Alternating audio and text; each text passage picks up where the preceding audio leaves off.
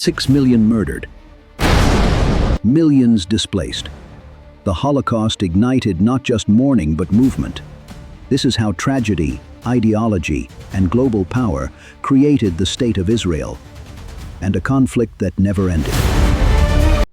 Between 1933 and 1945, Hitler's regime orchestrated genocide on an industrial scale, targeting Jews across Europe.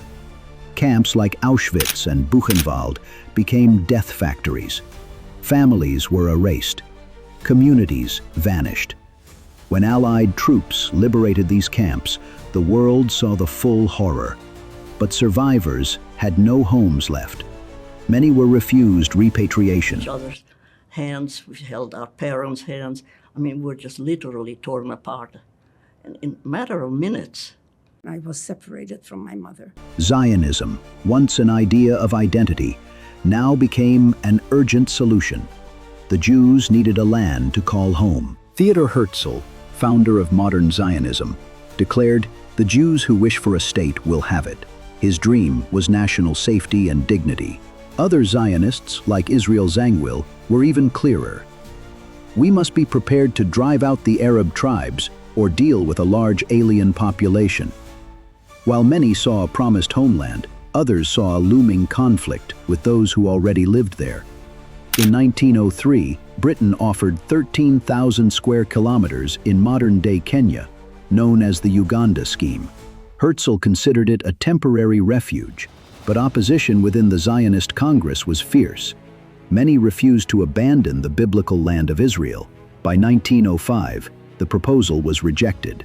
The choice was clear. It had to be Palestine. This decision wasn't just spiritual, it was political. Palestine held religious symbolism and strategic interest. Britain, seeing value in Jewish settlement, took note. In 1917, Britain issued the Balfour Declaration, supporting a Jewish homeland, while claiming it wouldn't harm the existing Arab population. But by 1920, tensions rose fast. Under the British mandate, Jewish immigration surged. Over 100,000 Jews arrived in 2 decades, fleeing pogroms and later Hitler's terror. Palestinians, who made up over 90% of the population in 1919, felt betrayed.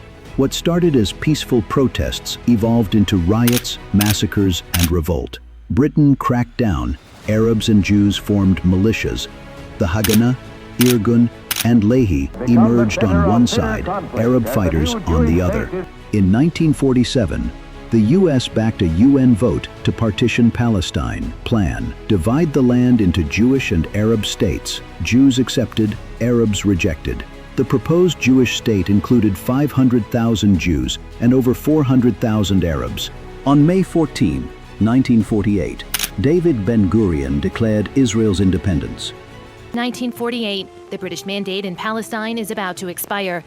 David Ben-Gurion proclaims the birth of the State of Israel. The next day, Arab armies attacked. Israel, unexpectedly, won, but the cost was immense. Over 750,000 Palestinians were expelled or fled. Entire villages were emptied. Dozens of massacres were documented. 700,000 Palestinians are forced into exile.